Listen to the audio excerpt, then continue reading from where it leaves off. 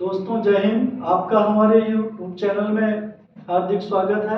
आज आप जैन धर्म के बारे में कुछ पढ़ेंगे। जैन धर्म के उदय का कारण क्या था? तो जैन धर्म के उदय का कारण था समाज का 4 वर्गों में विभाजित होना। समाज के 4 वर्गों का विभाजित होना मतलब ब्राह्मण, क्षत्रिय, वैश्य और शूद्र में विभाजित होना, जिसमें ब्राह्मणों को बहुत वरीयता दी जाती थी। यही से जैन धर्म का उदय हुआ। जैन धर्म के संस्थापक ऋषभदेव, जिन्हें वृषभनाथ या आदिनाथ भी कहा जाता है, यह इक्ष्वाक वंशीय थे। इनका जन्म अयोध्या में हुआ था। इनके पुत्र का नाम भरत चक्रवर्ती था और इनके पुत्र भरत चक्रवर्ती के नाम पर ही अपने देश भारतवर्ष का नाम भारत पड़ा। इन्हें मोक्ष या कैवल्य ज्ञान की प्राप्ति कैलाश पर्वत पर हुई, जिसका हिंदू धर्म में भी बहुत महत्व है, इसलिए इनको हिंदू धर्म में भी विशेष महत्व प्राप्त है। जैन धर्म के 19वें तीर्थंकर मल्लिनाथ जी थी, जो जैन स्मृतियों के अनुसार एक महिला थी। 23वें तीर्थंकर जैन धर्म में पार्श्वनाथ जी थे, जिनका जन्म बनारस में हुआ था और ये भी इक्ष्वाक वंशीय थे। इनके पिता का नाम अश्वसेन था। इन्हें मोक्ष या कैवल्य की प्राप्ति सम्मेद शिखर झारखंड में हुई, जिसका वर्तमान नाम पार्श्वनाथ शिखर हो गया है। पार्श्वनाथ जी ने चतुरायन सिद्धांत दिया था। चतुरायन सिद्धांत कौन कौन से थे? तो इन्होंने कहा कि हमेशा सत्य बोलना चाहिए, कहने का मतलब झूठ ना बोलो। अपरिग्रह मतलब धन का संचय मत कीजिए, धन संग्रह मत कीजिए। अस्तेय आचार, चोरी मत करो। अहिंसा पर विशेष बल दिया। जैन धर्म की श्रुतियों के अनुसार जैन धर्म ने कृषि और युद्ध पर बैन लगाया था, मतलब कोई महत्व नहीं था, विशेष बल दिया अहिंसा पर। जैन धर्म के 24वें तीर्थंकर महावीर स्वामी जी थे, जिन्हें जैन धर्म का वास्तविक संस्थापक कहा जाता है। इनका जन्म 540 ईसा पूर्व वैशाली कुंडग्राम में हुआ था, बिहार में। इनके पिता का नाम सिद्धार्थ, जो ज्ञात्रिक कुल के थे और वज्जी संघ महाजनपद से बिलोंग करते थे। इनकी माता त्रिशला थी, जो लिच्छवी गणराज्य राजा चेटक की बहन थी। इनकी पुत्री का नाम अनुजा प्रियदर्शना, पत्नी का नाम यशोदा और इनके दामाद और प्रथम शिष्य प्लस प्रथम विरोधी जमाली थे। इनके अन्य शिष्य मक्खली गोसाल, जिन्होंने आजीवक संप्रदाय का स्थापना की। कौन से? आजीवक संप्रदाय की स्थापना की। स्थूलबाहु और भद्रबाहु, स्थूलबाहु ने श्वेतांबर और भद्रबाहु ने दिगंबर।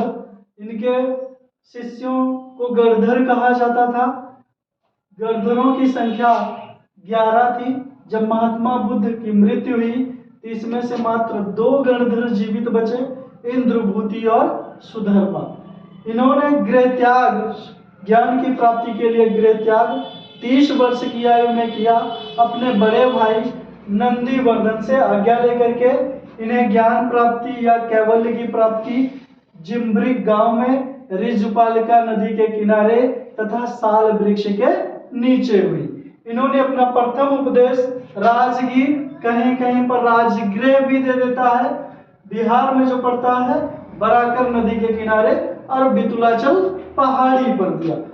जो इन्होंने प्रथम उपदेश दिया, इसमें इन्होंने प्राकृत भाषा या अर्धमागधी भाषा का प्रयोग किया जाता है। और जैन धर्म की भाषा क्या थी? तो प्राकृत या अर्धमागधी। इन्होंने पंचायन सिद्धांत दिया। पार्श्वनाथ के द्वारा दिए गए चतुरायन सिद्धांत में महावीर स्वामी, जिन्हें जैन धर्म का वास्तविक संस्थापक कहा जाता है, में एक और सिद्धांत जोड़ दिया, ब्रह्मचर्य। इन्होंने कई उपाधियां दी गई, कैवल्य, जिन, निग्रंथ, अहर्त।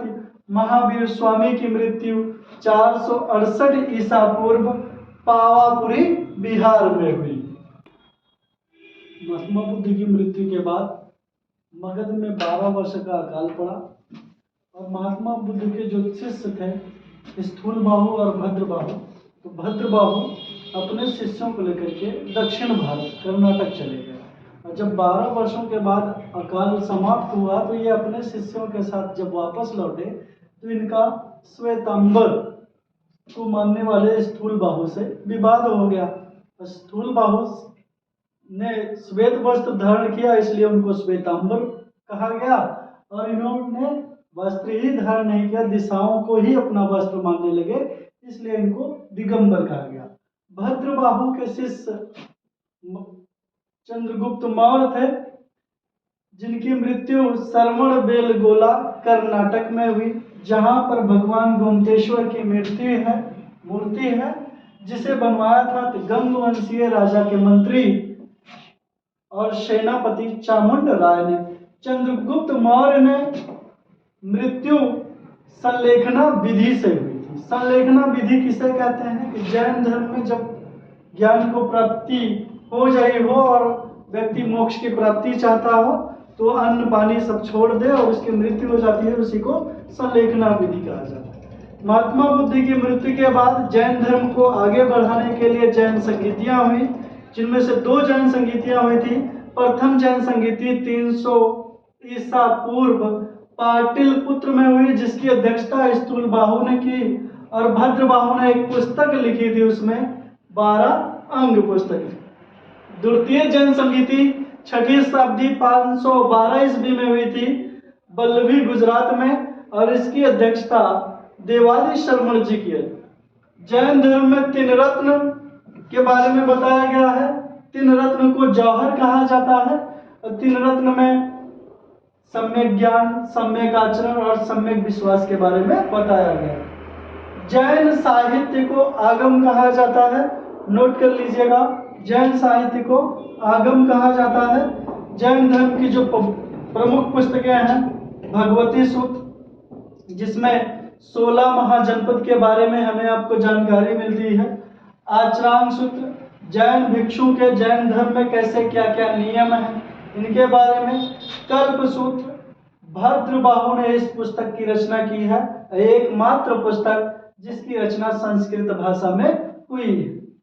शुल्ब सूत्र, नंदी सूत्र, 12 अंग, 12 उपांग इत्यादि अन्य पुस्तकें हैं।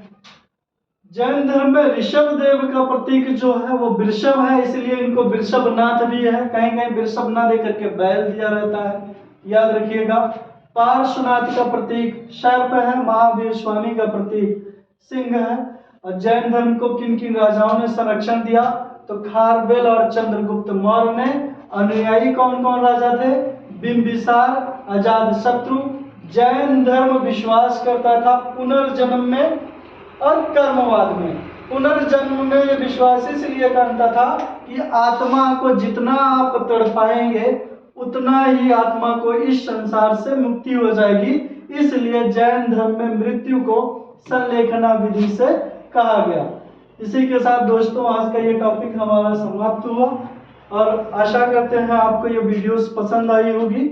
अगर ये वीडियो पसंद आई है तो चैनल को सब्सक्राइब करें, वीडियो को लाइक करें एवं अपने दोस्तों के बीच शेयर करें। और हाँ, अगर कोई कमी रह गई है तो आप हमें सुझाव दे सकते हैं, कमेंट बॉक्स में कमेंट करें। Thank you.